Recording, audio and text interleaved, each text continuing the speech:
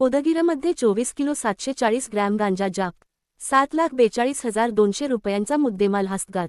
शुभरत्न उर्फ कपिल बाबूराव गायकवाड अटकेत. लातूर जिल्ह्यात अंमली पदार्थांविरोधात सुरू असलेल्या विशेष मोहिमेला मोठे यश मिळाले आहे. युवकांचे भविष्य उद्ध्वस्त करणाऱ्या अवैध गांजा विक्री रॅकेटवर स्थानिक गुन्हे शाखेने धाक कारवाई करत तब्बल 24 किलो 740 ग्रॅम गांजा जप्त केला आहे. या कारवाईत शुभरत्न उर्फ कपिल बाबूराव गायकवाड, वय 19 वर्षे, राहणार फुले नगर, उदगीर जिल्हा लातूर याला रंगेहाथ अटक करण्यात आली असून त्याच्याकडून 7,42,200 रुपये किमतीचा गांजा जप्त करण्यात आला आहे.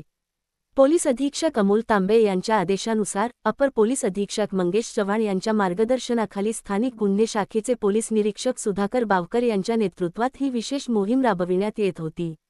दिनांक 18 मे 2026 रोजी पोलीस उपनिरीक्षक प्रमोद देशमुख हे आपल्या पथकासह उदगीर शहर परिसरात गस्त घालत असताना त्यांना गुप्त माहिती मिळाली की उदगीर येथील मोंढा रोड परिसरातील साईनाथ मिर्च मसाला उद्योग या दुकानामध्ये मोठ्या प्रमाणात गांजाची साठवण करून अवैध विक्री सुरू आहे. यानंतर पोलीस निरीक्षक सुधाकर बावकर तसेच उदगीर शहर पोलीस स्टेशनचे प्रभारी पोलीस निरीक्षक अशोक अनंत्रे यांच्या मार्गदर्शनाखाली नायब तहसीलदार, पंच, फॉरेन्सिक अधिकारी व व्हिडिओग्राफर यांच्या उपस्थितीत सायंकाळी सुमारे 5:40 वाजता छापा टाकण्यात आला. दुकानाच्या झडतीदरम्यान पिवळ्या रंगाच्या पोत्यामध्ये हिरवट काळसर रंगाचा व तीव्र वास येणारा सुका गांजा आढळून आला.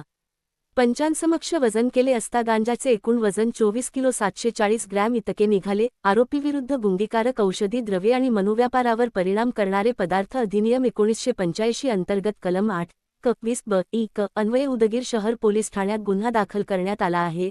आरोपीकडे गांजा कुठून आला, या रॅकेटमध्ये आणखी कोण सहभागी आहेत, याचा सखोल तपास सुरू असल्याची माहिती पोलिसांनी दिली. या कारवाईत स्थानिक गुन्हे शाखेचे पोलीस उपनिरीक्षक प्रमोद देशमुख, पोलीस अंमलदार संजय कांबळे, सूर्यकांत कलमे, सचिन धारेकर, पाराजी पुठ्ठेवाड, तुळशीराम बरुरे तसेच उदगीर शहर पोलीस स्टेशनचे पोलीस अंमलदार हारणे, पवार, गवळी यांनी सहभाग घेतला. लातूर पोलीस दलाकडून अंमली पदार्थ विक्रेत्यांविरोधातील मोहीम अधिक तीव्र करण्यात येणार असून युवकांनी अशा व्यसनांपासून दूर राहावे, असे आवाहन पोलीस प्रशासनाने केले आहे.